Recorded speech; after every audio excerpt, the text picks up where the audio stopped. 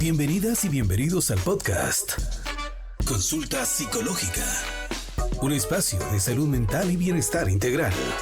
La Escuela de Ciencias Psicológicas de la Universidad de San Carlos de Guatemala, a través del programa de divulgación del Instituto de Servicios de Investigación Psicopedagógica ICIPS, conducido por la psicóloga Doris Melissa Parada, presentan el podcast Consulta Psicológica. Un espacio de salud mental y bienestar integral, en donde junto a expertos profesionales y especialistas en la rama de la psicología, abordaremos temas de interés y de valor, explorando las complejidades de la mente y de las emociones, a través de conversaciones significativas que tocan temas que impactan en nuestro día a día. Y donde también conocerás sobre los distintos proyectos, investigaciones y servicios y actividades que la Escuela de Ciencias Psicológicas tiene para la población guatemalteca desde sus distintas carreras y ramas de la psicología. Consulta Psicológica, un espacio de salud mental y bienestar integral, aquí en Universidad 92.1 FM y en las diferentes plataformas de las redes sociales, YouTube, Facebook, Instagram y TikTok. Comenzamos.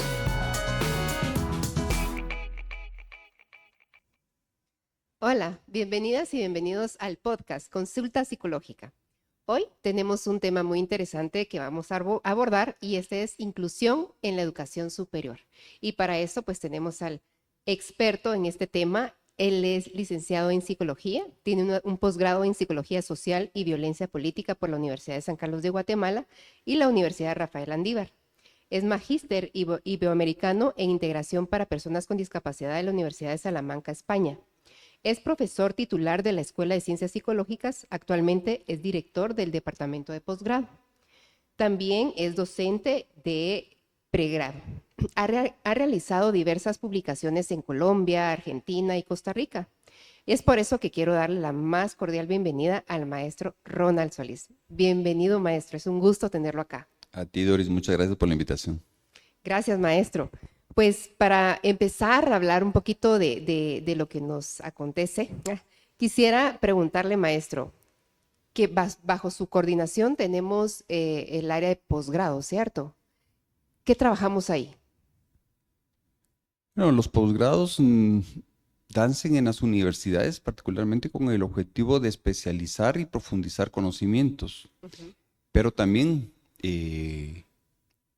sobre la base de la investigación, generar nuevas formas de comprensión de la problemática, en este caso, problemáticas sociales, ¿no? Entonces, los departamentos de posgrado en la universidad tienen por objetivo organizar los diferentes programas que permitan justamente eso en diferentes niveles, ¿verdad? Hay estudios de actualización, hay estudios de especialización que no generan grado, pero sí generan estudios de posgrado. El grado lo generan las maestrías y los doctorados. Okay. La escuela cuenta con estudios de especialización y maestrías.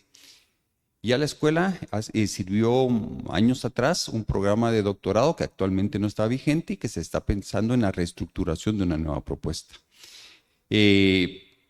Desde hace algunos años en América Latina y en la Universidad de San Carlos y varias universidades de Guatemala, los estudios de posgrado han permitido que los estudiantes del grado obtengan la licenciatura, el grado de licenciatura, después de haber sido concluidos los estudios y no necesariamente de haberse graduado.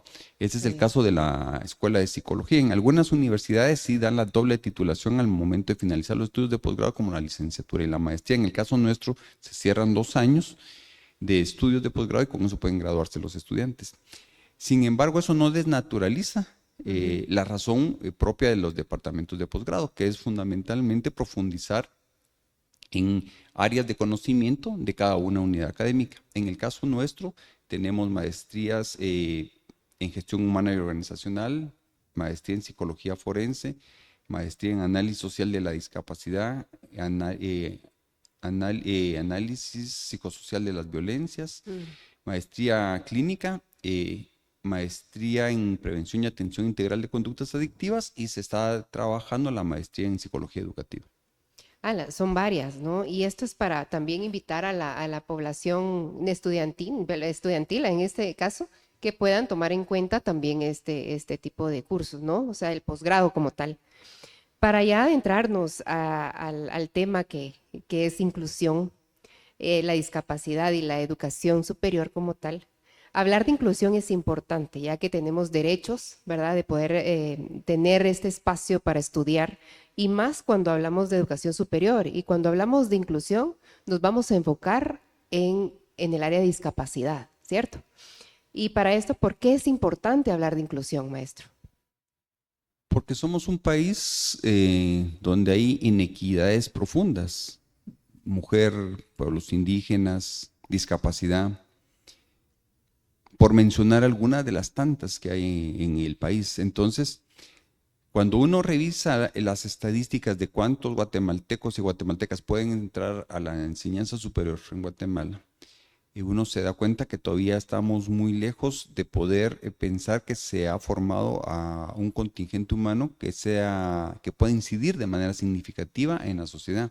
Pero a pesar de que estas estadísticas son muy bajas, digamos, la última encuesta juvenil del año 2023 habla que el 7% de los jóvenes entre 15 y 29 años han tenido acceso a la enseñanza superior. Menos posibilidades van a tener personas con discapacidad, menos personas van a tener, digamos, con una autoidentificación étnica.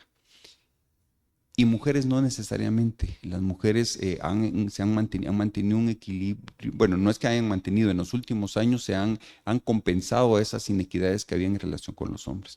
Entonces, la inclusión lo que plantea es fundamentalmente generar condiciones de oportunidad dentro de los diferentes sistemas para que poblaciones que han estado alejadas, no por interés propio, sino que por condiciones administrativas, puedan ser parte de esos procesos. Por ejemplo, en el tema de discapacidad, la maestría que se construyó en análisis social de la discapacidad tiene por objetivo formar a profesionales que piensen la problemática y no necesariamente que sepan intervenir solamente en ella, porque lo que nos interesa es que más, por ejemplo, jóvenes con discapacidad ingresen a la enseñanza superior, pero para eso hay que comprender el problema, hay que formular alternativas de atención y después, cuando ya están dentro de la universidad, seguir estudiando la permanencia y la graduación de la universidad.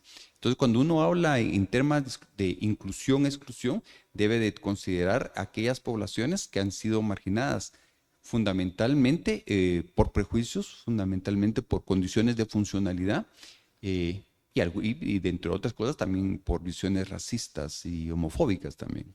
Sí, y según, bueno, la INE, ¿verdad? Instituto Nacional de Estadística, el censo poblacional, reveló que en Guatemala hay 1.408.736 personas con alguna condición de discapacidad.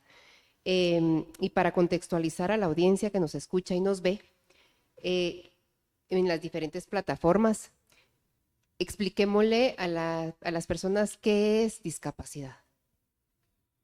Bueno, la discapacidad es cuando se conjugan dos factores, las deficiencias y las barreras. En las deficiencias encontramos diversidad de ellas, por ejemplo, deficiencias físicas, una amputación, parálisis, etcétera, etcétera. Deficiencias sensoperceptivas, cuando se pierde la vista, se pierde la audición. Intelectuales, cuando hay compromisos neurológicos, que también algunas les han llamado psicosociales, ¿verdad? Intelectuales.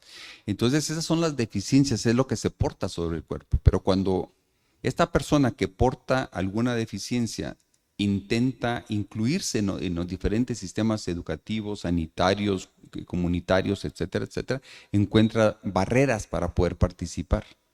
Y entonces en este momento es cuando surge la discapacidad. La discapacidad no la portamos personas que tenemos deficiencias. La discapacidad es una construcción social que fundamentalmente es el producto de esas relaciones sociales inequitativas, excluyentes y en muchas ocasiones marginalizadoras. Sí, y para también esto da a entender que entonces la discapacidad está afuera, ¿no? No está en la persona tiene la condición. Así es. Y lo que se vive es la situación de discapacidad, que es la que se construyen en los diferentes ámbitos sociales. Sí. Y hablando de estas barreras, ¿cuáles son estas barreras que enfrenta la persona con alguna condición de discapacidad? Bueno, hay muchas, ¿verdad? Hay barreras físicas, por ejemplo, cuando las instalaciones no cuentan con rampas, en las gradas no hay pasamanos, las gradas están mal diseñadas porque tienen una contrahuella más alta de lo adecuado. Cuando no hay ascensores, por ejemplo, cuando hay un mostrador más alto que la mirada de una persona usuaria de silla de ruedas, eso ya es una barrera física, ¿verdad? Una barrera O de arquitectónica. talla pequeña, por Cuando ejemplo. las personas de tallas pequeñas, por ejemplo, tienen la necesidad de acercarse a mostradores de instituciones privadas o públicas, apagar el interruptor. En este caso, sí, Ujú. estamos hablando de barreras físicas, pero también hay barreras actitudinales, ¿verdad? Cuando las personas, incluyendo los profesionales, no nos podemos abstraer de eso, generan una serie de prejuicios alrededor de la participación de las personas con discapacidad. Ahora que está relativamente reciente el tema de los Juegos Olímpicos, Sí. uno puede encontrar que, por ejemplo, a la participación deportiva de las personas con discapacidad no se les considera eh, una esencia, una naturaleza tan excelsa en el esfuerzo físico como se les considera a las personas que no tienen ninguna discapacidad. Eso es un prejuicio. Yo Ujú. invitaría a las personas que así lo consideran a hacer el esfuerzo de lanzar una bala con los ojos cerrados, es decir, no es una condición tan fácil sentarse en una silla de ruedas y correr 100 metros planos, no es una condición tan fácil. Creo que el mejor ejemplo de eso podría ser todo el caso de Oscar Pistorius y el análisis que le hicieron en una universidad alemana para ver si él no tenía ventajas adicionales por utilizar esas prótesis. Es Mm, prejuicio, ¿no? Pero claro. también los prejuicios pueden ser mágicos, ¿verdad? Se cree que las personas con discapacidad visual son capaces de pasar las manos sobre una foto y ver cuáles son los colores y ver cuáles son las formas. Eso suena bastante Mm, prejuicioso, ¿verdad? Hay barreras administrativas, ¿verdad? Cuando, por ejemplo, no se ajusta la inclusión a los diferentes sistemas, no incluye ajustes razonables. Y un ujú. ajuste razonable es pensar que no todas las personas, por ejemplo, que se van a hacer una prueba de orientación vocacional pueden subir al tercer nivel. Entonces hacen la evaluación en el primer nivel. Eso es un ajuste razonable. Pero si eso no está pensado administrativamente, es una barrera administrativa. Entonces, por mencionar algunas, entonces recapitulo, hay barreras administrativas, hay barreras actitudinales, hay barreras al espacio físico, barreras a la comunicación, ¿verdad? Por ejemplo, contamos con intérprete de lengua de señas en algunos noticieros, algunos y no en todas las ediciones. Eso hacen de que las personas con discapacidad auditiva tengan dificultades para acceder a a la comunicación, a Sí. fuentes de información sobre lo que está pasando en su contexto. Entonces, esos son en términos generales barreras. Ajustes razonables, por ejemplo, que hay una intérprete de lengua de señas en los noticieros, que hayan pasamanos, que hayan ascensores, que hayan formularios en braille o formularios hablados para cuando las personas necesiten acercarse a una institución pública. Entonces, el ajuste razonable es precisamente esa posibilidad que tiene el ser humano de participar en igualdad de condiciones sin que se le pongan cargas adicionales o que él tenga que resolverlas. Tiene que resolverla la institucionalidad, particularmente la institucionalidad pública. Claro. Y hablando de ajuste razonable, ¿cuál es la diferencia entre ajuste razonable y una adecuación? El ámbito en el cual este ocurre, ¿verdad? Porque la adecuación tiene un espacio más circunscrito al tema educativo, mientras que el ajuste Ujú. razonable tiene una perspectiva mucho más amplia y no solamente tiene el objetivo Ujú. de resolver una inequidad o una brecha importante entre las personas con discapacidad y el contexto. Porque, por ejemplo, en el tema del diseño universal, Ajá. más del 55% de las modificaciones o de los ítems que incluyen el diseño universal benefician no solamente a personas con discapacidad, adultos mayores, mujeres embarazadas, personas que tengan una deficiencia temporal. Entonces, esa es, digamos, la diferencia. El ajuste tiene una perspectiva mucho más amplia el ajuste es más amplio, mientras que la adecuación tiene un escenario más circunscrito al educativo. Ya, ok. Y hablando de esto, existen enfoques o miradas, ¿verdad?, sobre de lo que se está trabajando ahora. ¿Cuál es el enfoque que se le está dando ahora a la discapacidad? Pues yo creo que siguen manteniéndose los mismos enfoques. Lo que pasa es que en algunos espacios se ha ganado el protagonismo y el derecho de las personas con discapacidad a ser escuchadas y en otros no.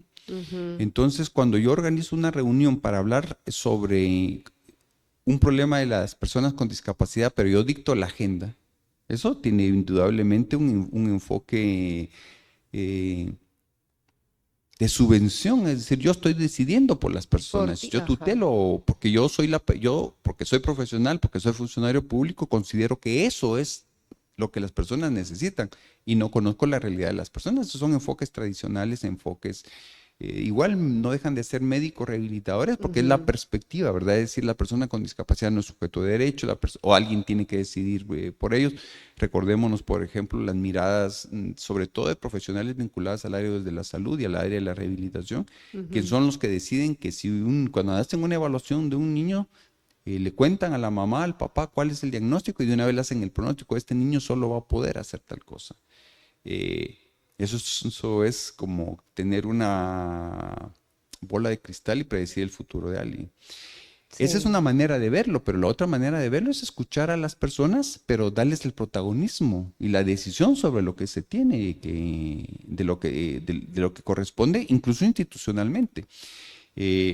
Yo diría que en la sociedad guatemalteca prevalecen los enfoques tradicionales, los enfoques médico-rehabilitadores y el enfoque de derechos humanos, y prevalecen en una lucha y en una tensión importante con el objetivo de hacer valer sobre todo los derechos de las personas con discapacidad.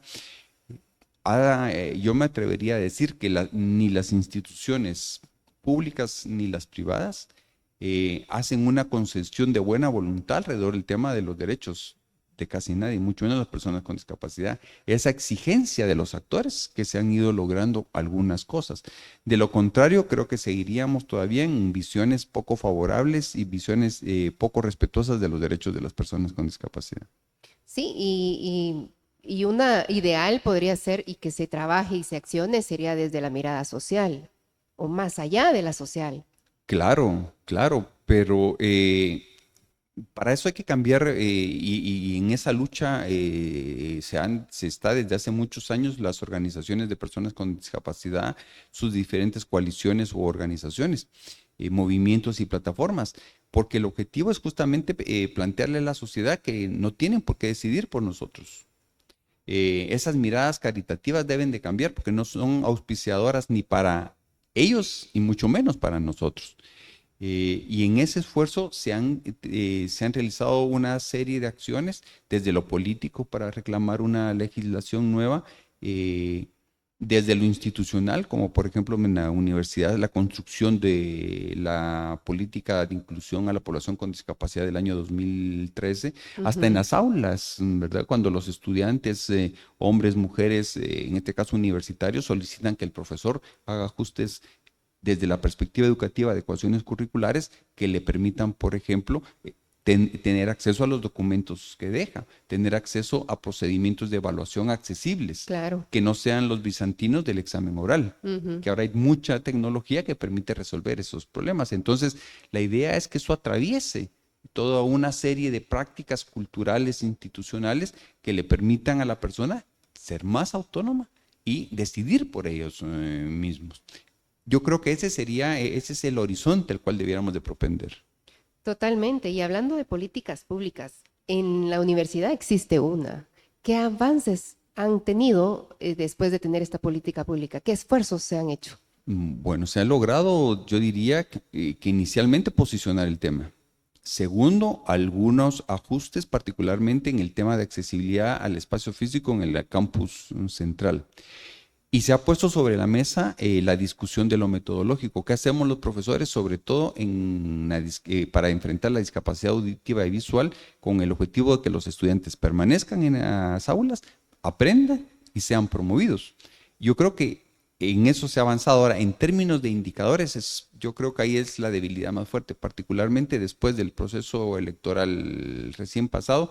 La política, a mi criterio, fue puesta en pausa. Sí. Y a nivel, por ejemplo, ¿qué acciones podemos tomar nosotros acá en la universidad, en la escuela, por ejemplo? Yo me atrevería a decir que la escuela ha tenido, bueno, avances en cuanto a ajustes razonables. Por ejemplo, la Escuela de Ciencias Psicológicas tiene ya un intérprete de lengua de señas y que está sirviendo a la población con discapacidad que está estudiando acá. Otras acciones que usted haya visto y que se han sumado esfuerzos, ¿no? Y que creo que es importante mencionar que vamos en el camino de ser una escuela modelo para otras universidades o para otras facultades, para que también repliquen esto que estamos haciendo acá. Yo creo que sí, porque creo que producto de la pandemia se evidenció que muchas cosas se pueden resolver con la tecnología. Totalmente. Y eso ha permitido incluso en el aula resolver cosas importantes. Lo que hace falta es tomar claridad y, diría yo, la misma responsabilidad o la misma compromiso de que estudiantes que no tienen discapacidad aprendan, estudiantes con discapacidad que también aprendan. Claro. Pero eso significa hacer algunos ajustes o algunos cambios en lo que a mí corresponde, en lo que mi espacio de trabajo, ¿no? Significa más trabajo, por supuesto, significa leer y comprender un poco más allá de lo de mi clase. ¿Cuál es ese ajuste? ¿Cuál es esa adecuación que debo de hacer en términos de administrar una prueba que debe tener un poco más de tiempo, que debe de tener algunas consideraciones, etcétera, etcétera? Yo creo que la escuela ha dado pasos importantes, hay avances significativos y creo que todavía es insuficiente porque la barrera más evidente que queda claro para los que tenemos alguna discapacidad en la escuela y sea una discapacidad física es la movilidad vertical. No. Y también la actitudinal, no la dejamos afuera. Bueno, algo se ha avanzado, pero en efecto todavía es insuficiente esto. Seguro, seguro, maestro. Y bueno, este es un tema de verdad de ir profundizando más, pero el tiempo nos apremia. Ya para ir cerrando, maestro, ¿qué se espera a futuro, verdad, con el tema de inclusión en la educación superior? Pues lo que se esperaría serían, a mi criterio, algunos escenarios. El primero de ellos es que se piense que más personas con discapacidad, más jóvenes, deben de acceder a la enseñanza superior. Ahora, eso no solamente es una tarea a resolver por la universidad pública, sino que también por la enseñanza media. Que no baste simplemente con que se gradúen, sino que hay que graduarlos con las mismas calidades y las mismas competencias con las cuales se gradúan los jóvenes en general, que reconocemos que ya es deficiente. Pero a pesar de ese nivel, deberíamos de pensar de que hay que elevar el nivel para todos, incluyendo los estudiantes con discapacidad que salen del nivel medio. Y nosotros pensar que debemos de recibir más estudiantes. Generar los ajustes o adecuaciones que sean necesarios con el objetivo de que la estancia de los estudiantes en la universidad sea una condición que favorezca el desarrollo de la población. Claro. Y no simplemente sea un número más que hable de una pseudoinclusión porque tenemos estudiantes con alguna discapacidad. Eso significa que también hay que graduarlos. Y significa que hay que graduarlos con un nivel de exigencia acorde al universitario, pero también haciendo las adecuaciones para que pueda el estudiante y la estudiante acceder a ello. Ese es el segundo escenario, ¿verdad? Es decir, que ingresen, que permanezcan y que se gradúen. Esas son tareas complejas, que atraviesa por lo administrativo, lo actitudinal, lo físico, la comunicación. Pero también creo que es importante hablar, y poco se ha hablado del tema, es que la universidad debe de asumir la problemática de la discapacidad para investigarla y trabajarla. Yo pongo, por ejemplo, dos elementos que pueden ayudarnos a comprender esta situación. La Universidad de San Carlos ha sido pionera en las universidades de analizar el tema de la movilidad y el transporte público en Guatemala. Desde el año 76 hay una comisión en la cual la universidad juega un papel protagónico en el tema. Claro. Y ahora se habla de diferentes medios que pudieran ser implementados como un metro riel, un riel aéreo, etcétera, etcétera. Bueno, la pregunta es cuánto de esto es accesible a la población con discapacidad. Y eso es un análisis que se tiene que se puede hacer desde la universidad porque se tienen los profesionales para poder revisar el tema. Ese es uno. Otro que de hecho es sumamente preocupante, la desnutrición crónica en el país deja una cauda de personas con discapacidad altísima y que no hemos visto y que no hemos dimensionado. La universidad puede, en principio, hacer investigación que permita comprender la problemática y después plantear alternativas de solución. Por ejemplo, Huehuetenango, que es uno de los departamentos que plantea algunos de los índices de desnutrición y de desnutrición crónica más altos en el país, es el departamento donde hay también menos presencia de adecuaciones educativas. Entonces, un niño que corra el riesgo de adquirir una discapacidad, pero que no tenga en el sistema educativo las posibilidades de compensar lo que la falta de alimento le ocasionó, hay cosas que no se van a poder compensar, el desarrollo intelectual, por ejemplo, el crecimiento, etcétera, etcétera, pero sí deben de haber condiciones educativas para que las personas, a pesar de esta condición, puedan acceder. Pero eso va de la mano, pensar política pública educativa e inclusión y el tema de las caudas que deja la desnutrición. Eso, la universidad tiene las condiciones de recursos humanos para poder analizar la problemática. Entonces la universidad tiene que apropiarse también de la problemática que causa la discapacidad y de los efectos de la discapacidad para comprenderla y plantear alternativas de atención. Y aquí es donde decimos que hay mucho por hacer, falta, ¿verdad? Muchas acciones e invitar a la población, ¿verdad? No solo a nivel universitario, sino de institucionalizar, ¿verdad? También estas políticas para que pudiéramos accionar y brindar a la población con discapacidad las herramientas, porque esa es la idea, darles herramientas para que se puedan desarrollar de la mejor manera, ¿no? Esa es la idea. Maestro, aquí es donde llegamos ya al podcast con esto. Seguramente va a recibir otra invitación para que abordemos este tema u otros que seguramente son de mucho interés. Gracias, maestro, por el espacio y pues con esto cerramos. Gracias. Muchas gracias. Gracias. Nos vemos en otro podcast. Que estén muy bien.